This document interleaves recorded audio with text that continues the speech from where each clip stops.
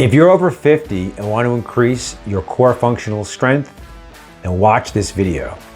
And if you find value in it, please like and subscribe. My name is Chris.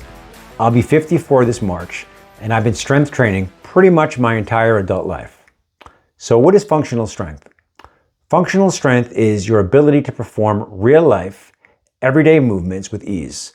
Things such as lifting, pulling, carrying, squatting, climbing, getting up off the floor, and moving your body through space with confidence and stability.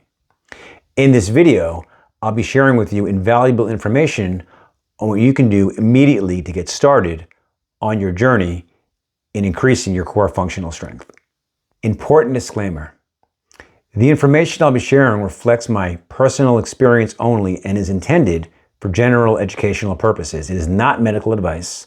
Always consult with a licensed physician before starting or changing any fitness routine, diet, supplement regimen, or lifestyle practice. So there are 3 things that you can start doing immediately that will improve your quality of life. I refer to these as game changers. Number 1 is the dead hang, which is hanging from a pull-up bar. Fantastic. Number 2, minimalist footwear. And number 3 is bodyweight squats, bodyweight lunges, and deep squat stretching. I incorporate this as one thing. So it's number 3, again, bodyweight squats, bodyweight lunges, and deep squat stretching. So first, starting with the dead hang. I'm going to tell you a personal story, and then I'm going to read to you ChatGPT's definition of why it is so beneficial for people over 50. So when I was in my early 40s, so from age 41, 42, let's say, to say 46, about 4 or 5 years, every winter, like clockwork, my back would go out. It was brutal. I'd be hunched over for several days. At the time, I was working 50 plus hours a week, even sometimes 70 hours a week. And during the winter, there were certain periods of time where several days in a row, I wouldn't leave my home. Inevitably, it caused my lower back to tense up, tighten up, and hence the back issues. Ever since I discovered the dead hang, I've had 0 back issues, been feeling fantastic. I haven't even come remotely close to experiencing any kind of back pain. So the definition of why it is so beneficial is hanging from a bar decompresses the spine, reduces pressure on lumbar discs, and lengthens tight muscles that accumulate tension from prolonged sitting. It also strengthens the shoulders, improves grip strength, and enhances overall posture. I found this to be very interesting. It's also a very powerful indicator of longevity, and it improves heart health. To me, that correlation was a little bit strange, but apparently it's true. I've done quite a bit of research on it, and I encourage you to research it yourself. So not only do you get a stronger grip, but it's also good for longevity and heart health. Fantastic. Second thing, the minimalist footwear. I use a brand called Vivo barefoot shoes. They're a little bit pricey. I think the average one goes for about $180. Well worth it. I'm on my second pair now. I bought my second pair about 18 months ago. I use them all the time. I hike quite a bit, and I cannot stress how much they have benefited me in my ability to do things such as jog for long periods of time. Back in the day when I was younger, quite a bit younger, whenever I would jog with sneakers on concrete, after even a mile, my knees would hurt. I would have other issues with my body, and I'd have to stop after a mile or two. With these minimalist Vivo barefoot shoes, I'm able to go as long as I want. Now, I'm not an avid runner. I'll go anywhere from 3, maybe 4 miles. But I can do so pain-free.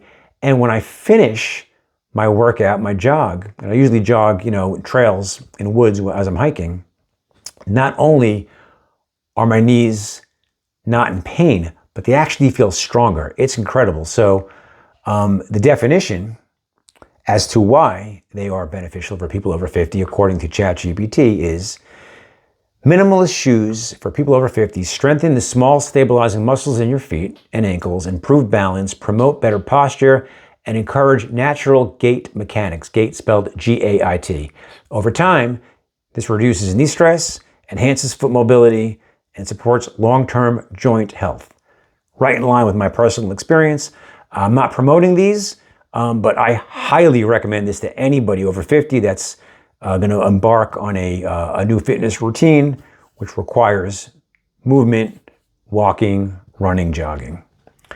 The bodyweight squats, lunges, and deep squat stretching. So I started doing bodyweight squats and bodyweight lunges a few years ago. I've been doing squats at the gym with weights for my entire life, since I was a teenager. But I just started doing the bodyweight lunges and squats a few years ago. I find them extraordinarily beneficial. I'm able to just move now with just more strength. The deep squat stretching has opened up my hips, made me a lot more flexible. The deep squat stretching is something I just discovered a few months ago. I've been doing it pretty much every day since then, and it is just incredible. Very difficult to do for me at first. Now it's easy, it's quite easy, and it's fantastic. So in my late 40s, when I was just about 47, I started training mixed martial arts, referred to as MMA, doing things such as submission grappling, boxing, kickboxing, etc. In doing so, it really forced me to overhaul my approach to how I train. And then, since age 50, I've developed and refined my own personal workout program that's really improved my functional strength while reducing my risk injury. Today, in my mid-50s, again, I'll be 54 in a couple of months, I've been very fortunate with this type of training, and according to ChatGPT, in most core functional exercises, I'm ranked top 1%, and overall, for men aged 30 to 35, I'm top 2% to 5%. And I attribute this really to the type of training, to this new shift in approach to strength training. Now, your goal might not be as aggressive as mine. I'm very, kind of keen on metrics and achieving certain milestones. You don't have to be the same way, although you certainly can be, and I encourage it. But even if you simply want to just achieve a certain level of functional strength, and I do recommend highly a minimal level of functional strength to attain, it is very attainable and it can be done way quicker than you think. So where to start if you're a beginner? If you haven't worked out in many years, and or you're just not in great shape at the moment, and you're over 50 years old, I recommend starting slow. I would start with some light walking, 20 to 45 minutes, several days a week, hanging from the bar, and you may not be able to hang from the bar for more than a few seconds if you're over 50, and again, haven't done it in a while or have never done it, not a problem. Start slow, do a few seconds, do it several times a day, do it every day, and before you know it, you'll be doing 20 seconds, 30 seconds, and then a minute plus. Push-ups are also fantastic. Now, I know many people over 50 that are new to this, can either do very few proper push-ups, if any push-ups at all. Again, not a problem. You can start on your knees and just do a few, and again, build up to it. I'll be making videos in the very near future on all of these exercises, especially push-ups. There are many variations that you could be doing that are quite fun and quite interesting. And I'll be, again, making videos on that in the near future. And as you work up from beginner to intermediate into advanced levels, you can start doing things like pull-ups with a weighted vest, farmer's carries, which I love. A farmer's carry, you may not be familiar with, is carrying a weight. It could be a dumbbell, it could be a kettlebell, or it could even be a water jug. You carry it in one hand, and then when that hand gets tired, you switch it. So I will sometimes, just around the house, carry a 45-pound water jug for anywhere from 5 to 10 minutes, alternating hands as I'm walking around. If I'm at the gym, I might pick up a 50 or a 60-pound dumbbell or a kettlebell and do the same thing, just kind of pace around, switching hands. Very beneficial. You want to stay straight as you're walking. It's a stabilizing exercise. It is fantastic for strength. You can also do things like jump squats. You can do hill sprints. One thing I do also that I consider advanced, very fun for me and very beneficial is I'll hike a few miles, and towards the end of the hike, I'll start doing jump squats and lunges towards the end. Just make sure you stay very hydrated and stretch, because it is, easy to pull a muscle and to get sore if you're not properly hydrated and if you don't stretch. It's actually more important to stretch after you work out, once the muscles are warmed up.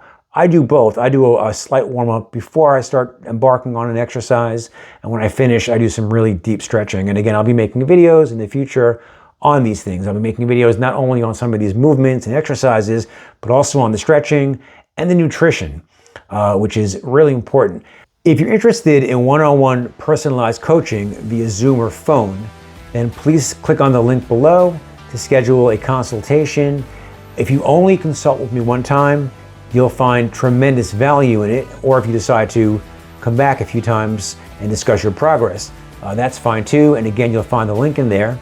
I thank you very much for watching this video. I look forward to making many more in the future. If you haven't already, again, please like and subscribe, and I will see you in the next video.